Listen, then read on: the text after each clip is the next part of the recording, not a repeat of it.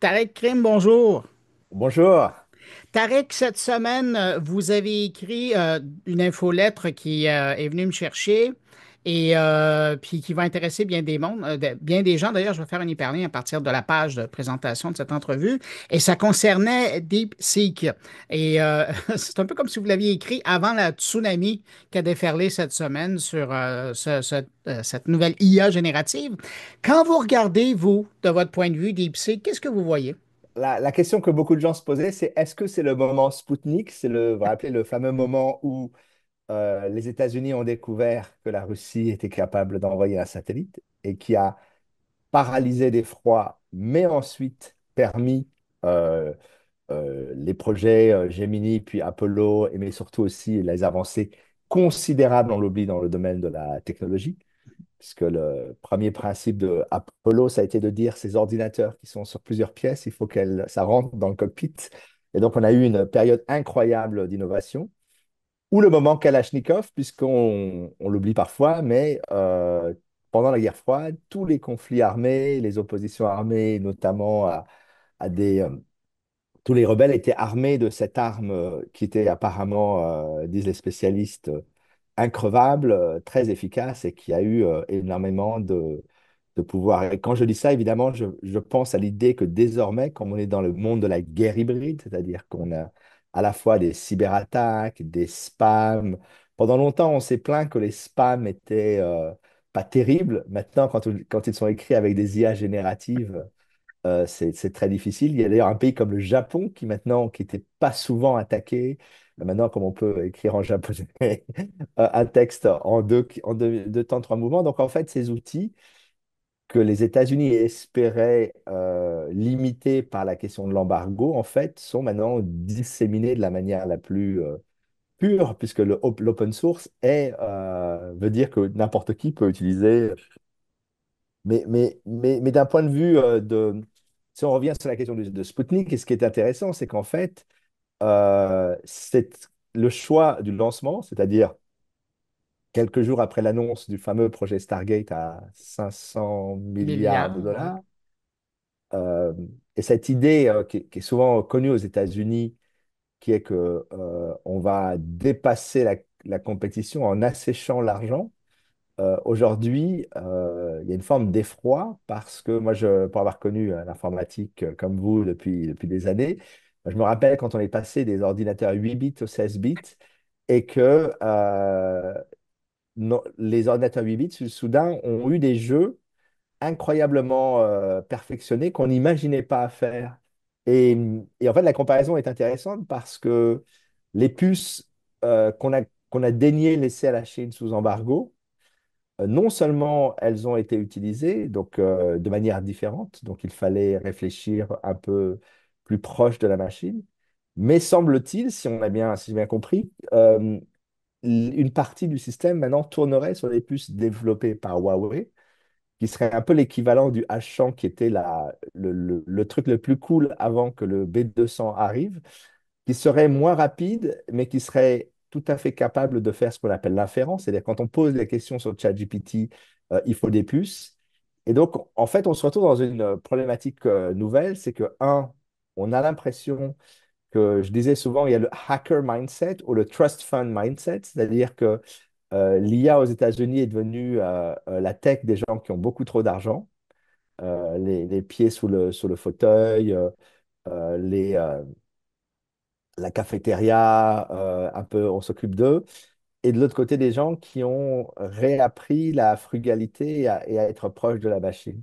Et donc, ces deux visions montrent, d'une certaine manière, qu'on a été trop loin dans le gigantisme et que, effectivement, là, je crois qu'il y a 4 équipes chez Meta, dont 2 qui essayent de faire un reverse engineering de tout ce qui va se faire pour comprendre les coupes de coûts. Mais c'est à la fois une opportunité. Moi, j'ai dit que pour un pays comme la France qui n'a pas les moyens de mettre 500 milliards, si on peut faire à 3 à 5% du coût, hein, c'est ce qui est annoncé. Alors après, est-ce que c'est la vérité ou pas? Mais même à la moitié du coût, c'est déjà un game changer. C'est-à-dire qu'aujourd'hui, diviser les coûts par deux, ça veut dire que finalement, les big tech ont été victimes d'un problème qui est récurrent dans le monde de la tech, c'est que l'argent est trop facile à obtenir. C'est d'ailleurs ce qui a fait qu'Amazon, pendant des années, a tué tous ses compétiteurs parce qu'il suffisait de dire quelque chose, le cours de la bourse augmentait et avec le surplus d'augmentation, ils rachetaient Whole Foods et plein d'entreprises, évidemment, qui les ont construites. Et donc là, en fait, il y a une bataille sur la question du financement, mais ça veut dire aussi qu'il y a une opportunité pour des pays comme la France de se dire, finalement, maintenant, à peut-être 500 millions, 1 milliard, on peut construire un produit state of the art. Ça pose évidemment une question vis-à-vis de Mistral, parce on imaginait que Mistral allait être cette société, et pour l'instant, ce n'est pas le cas. Mais c'est aussi une très bonne nouvelle pour le monde de la tech aux États-Unis, parce que c'est souvent, et c'est ce qui m'a toujours fasciné dans la Silicon Valley, on est très pragmatique. Si on pense qu'on peut faire la même chose qu'avant à un dixième du prix, cela veut donc dire que possiblement ces services que l'on pensait structurellement déficitaires, hein, c'est le problème d'OpenAI, de Claude, Google ne publie pas vraiment leurs chiffres, mais on peut imaginer que Google, Microsoft et les autres, en fait, dépensent plus qu'ils ne touchent. Et que pour l'instant, c'était surtout compensé par la hausse de valorisation de, de leur, de leur, de leur titre. Là, en fait, on peut rendre peut-être, grâce à ces techniques, si elles sont mises en œuvre, l'IA générative rentable. Et ça, pour moi, c'est un vrai séisme. Ça veut dire que soudain, une entreprise comme OpenAI, qui, comme vous le savez, n'a pas ses propres puces, est obligée de faire un partenariat avec Microsoft, qui maintenant a fait un partenariat avec Oracle, avec euh, SoftBank, pour se dire, SoftBank était déjà d'ailleurs un investisseur de OpenAI. On va avoir un autre endroit où on peut faire des choses. Maintenant, on peut se dire, si le prix est suffisamment restreint, peut-être que les coûts colossaux que j'ai d'entraînement et d'usage, si ces coûts baissent dans un ratio de 1 à 10, à partir de là, je peux m'envisager comme une entreprise indépendante et peut-être avoir 10 fois moins de dépendance à un Microsoft. Ça va changer évidemment plein de choses. Alors, ce qui est très, très intéressant, c'est qu'aux États-Unis, il y a un branle-bas de combat. Je crois qu'il n'y a pas une personne qui se pose la question. Évidemment, Nvidia est challengé, mais je pense aussi que ce que ça veut dire, c'est que c'est aussi très bon pour le climat, parce que si on est capable de faire aussi bien avec moins de ressources, ça enlève un problème qui était un problème fondamental au-delà du climat, qui est évidemment pour nous un problème essentiel. Mais aux États-Unis, on dit souvent que l'IA est en fait une technologie du 21e siècle qui s'appuie sur une infrastructure du 19e siècle, à savoir la grille électrique américaine qui n'a pas été du tout mise à jour et qui en fait souvent la risée, parce que vous avez vu, au Texas, il y avait des coupures de courant pendant plein hiver. Enfin, c'est un système un peu bizarre. Et donc, effectivement, là, ça veut dire qu'on reviendrait peut-être à des choses intéressantes. Mais ce qui se passe d'un point de vue de l'informatique et de la technologie, c'est un phénomène nouveau, hein. Je me rappelle que les années 90, pour monter une startup, il fallait acheter un serveur Sun avec une base de données Oracle et ça coûtait 1 million. Et donc, pour financer une startup, c'était minimum le prix de la base de Ouais. données. Et une petite société qui s'appelait Google a dit, on va prendre des grappes de serveurs Linux à 1000 $, on va les assembler et on va se construire notre propre ordinateur et on complètement changé la dynamique. Et soudain, on pouvait investir dans des gens. Et après, évidemment, avec le cloud, la question ne se posait même plus puisque vous pouvez commencer avec 80 $ de crédit et tendre. Donc là, je pense qu'on a ce moment qui arrive. Et d'un point de vue géopolitique, c'est ça qui est très intéressant. C'est que, effectivement, euh, la Chine a été mise sous embargo et on pensait que les embargos marchent. Et il y a eu plusieurs économistes qui ont montré qu'en général, les embargos favorisent l'innovation interne. Quand il y a eu des embargos sur les armes et sur le pétrole en Iran, en fait, on a découvert que les Iraniens étaient capables de fabriquer des drones redoutables, les fameux Shahid, avec des technologies très sommaires, puisque c'est des technologies de motocyclettes et des choses très malines qui ont en fait été remarquablement bien pensées. Et surtout, ce qui est très intéressant, c'est que ça pose une question évidemment vis-à-vis de l'Europe, qui a pour la première fois, je pense, son mot à dire dans la mesure où elle se retrouvait entre deux superpuissances qui foncent à toute vitesse. Et je rappellerai à peine les propos de Palantir, du patron de Palantir, qui disait juste encore un mois précédemment que AI is an American revolution, donc une révolution américaine.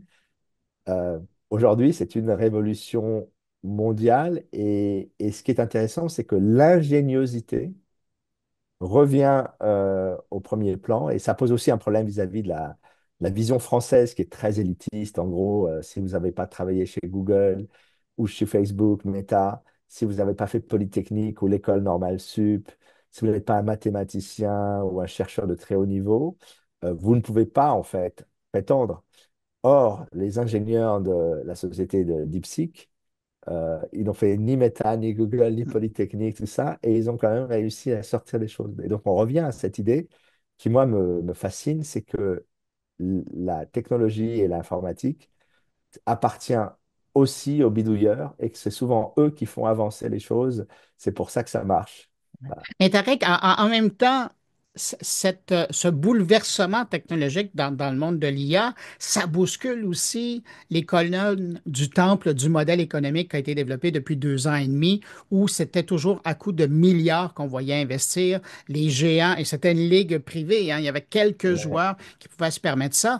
Aujourd'hui, quand on voit un outil comme DeepSeek qui aurait été développé au coût de 6 millions, ça veut dire que tous ces gens-là doivent revoir leurs calculs. Vous faisiez allusion aux 500 milliards annoncés par Donald Trump. Il va fondre comme neige au soleil. Disons qu'il y a eu des questionnements. Il y a un VC, je crois, Khan, qui était chez Sequoia, qui avait écrit un article qui s'appelait The 600 Billion Bubble, en point d'interrogation, en se posant la question. En fait, dans l'IA, on s'est retrouvé dans une logique qui est finalement assez intéressante, c'est qu'on a là, ce qu'on appelle les scaling law, les law of scale. Donc l'idée que, et c'est une réalité, c'est qu'à un moment donné, plus on a de données, plus on a de capacité de calcul, plus ça marche. On ne sait pas exactement pourquoi, mais ça marche. GPT-3 est devenu meilleur que GPT 3,5, qui est devenu le fameux ChatGPT, que 4, que 4o. Mais là, on se rend compte qu'en fait, on atteint en fait la limite des systèmes classiques. On est rentré dans des systèmes où on va passer un peu plus de temps à réfléchir à les opportunités, ce qu'on appelle les fameuses chain of thought. Et que là, en fait, euh, il y a à la fois une question logique, c'est-à-dire imaginer comment on fait ce système qui va chercher de multiples possibilités. Et ensuite, il y a l'aspect pratique, c'est-à-dire à partir des cartes, des fameux GPU qui sont en fait des cartes graphiques d'ordinateur, glorified graphic cards, comme on dit. Si on va au niveau de l'optimisation, de la mémoire, des choses comme ça, si on rentre dans le vif du sujet, à partir de là, on se rend compte qu'il y a d'énormes opportunités d'optimisation. Le problème, c'est que les États-Unis, en ce moment, sont dans une logique qui est finalement assez éloignée, à mon avis, de la vision initiale de la Silicon Valley, qui était à tout moment, il y a des moments où il faut aller très vite, donc c'est ça. Mais à chaque fois, on remet en compte l'optimisation et on regarde si on n'est pas un peu en train de s'il ne faut pas couper du gras. Or là, on a la combinaison de deux choses. C'est une bataille entre les big tech qui investissent et qui disent, je ne sais pas si c'est une bonne idée, mais je sais que si je ne le fais pas, mon stock va baisser. Donc j'investis et l'autre investit. Et à la fin, je crois que les big tech ont investi quasiment 250 milliards en infrastructure. Ah. Alors, les fabricants comme Schneider Electric, les gens qui font le béton, qui font l'acier, qui font les alimentations. Je crois qu'il n'y a plus un groupe électrogène disponible aux États-Unis, disait quelqu'un, à cause de cette folie des data centers. Effectivement, pendant qu'on va très vite, on oublie la question de l'optimisation. De la même manière, on pourrait faire le parallèle avec les réseaux sociaux. On a voulu aller très vite dans tous les pays et on a oublié en fait les questions de modération, de culture, de façon de faire. Et on a créé plein de problèmes qu'on continue d'ailleurs d'avoir. Parce que cette idée de move fast and break things, aujourd'hui, on pourrait la traduire par move fast and spend as much as possible. Et en fait, ce que le moment DeepSeek a mis un cran d'arrêt, et les investisseurs qui sont évidemment très près de leurs sous et qui savent calculer souvent plus vite que les fondateurs, regardent leur carnet de chèques, se disent aujourd'hui, euh, si l'argent que j'ai mis à cette valo, avec cette idée qu'on allait avoir, on avait besoin de beaucoup d'argent, en fait, ce modèle est caduque, ça veut peut-être dire que la plupart des entreprises dans lesquelles j'ai investi trop cher. Et donc, il va y avoir, à mon avis, en coulisses, ou pas d'ailleurs, on verra l'actualité, Mhm, d'énormes discussions et négociations. Mais pour des acteurs comme OpenAI et Claude, c'est un avantage, à mon avis, pour l'instant pour eux, parce qu'eux n'ont pas de committing sur le matériel. Eux, ils travaillent sur le logiciel. Sauf qu'ils vont donc se dire comment on fait pour que ça coûte moins cher. Et donc, mais par contre, effectivement, Google avec Gemini, Microsoft et je crois que Amazon a aussi son propre modèle de langage, il en a plusieurs, mhm, vont devoir se poser la question. Et puis moi, je suis quasiment sûr, par contre, puisqu'on n'a pas parlé de Musk, parce que c'est aussi pour lui une énorme claque, puisque lui a dit, moi, je vais faire un super machin et je vais acheter des millions de puces. D'ailleurs, j'ai levé de l'argent, 50 millions, 75 millions, on ne sait plus exactement, pour faire tout ça. Et en fait, il aurait pu le faire pour le dixième du prix. Mais par contre, comme c'est un malin, je suis sûr que de la même manière qu'il avait mis le générateur d'images Black Forest pour faire Grok en disant c'est nous, mais en fait, c'est pas eux, c'est une boîte allemande, les anciennes Stability qui ont fait la fameuse interface de génération de photos extraordinaire, compétitive avec Midjourney, il va sûrement installer DeepSeek, lui qui de toute façon a de bonnes relations avec la Chine, et il va dire, ben, Grok 3, en fait, c'est DeepSeek R1 avec... et d'une certaine manière, si j'étais des gens comme Mistral ou autre, et que je réfléchirais pas j'essaierais de mettre mon ego de côté et de me dire, faut que je fonce et qu'on utilise ce qui existe. Eric Krim, merci d'avoir partagé vos réflexions sur Merci beaucoup. DeepSeek. J'invite les gens à aller faire un tour du côté de cybernetica.fr. C'est là, entre autres, qu'on trouve votre infolettre. Et puis, ben, merci d'avoir pris du temps pour répondre à ma question. Et puis, je vous dis à bientôt. C'est un grand plaisir. À bientôt. Au revoir. Au revoir.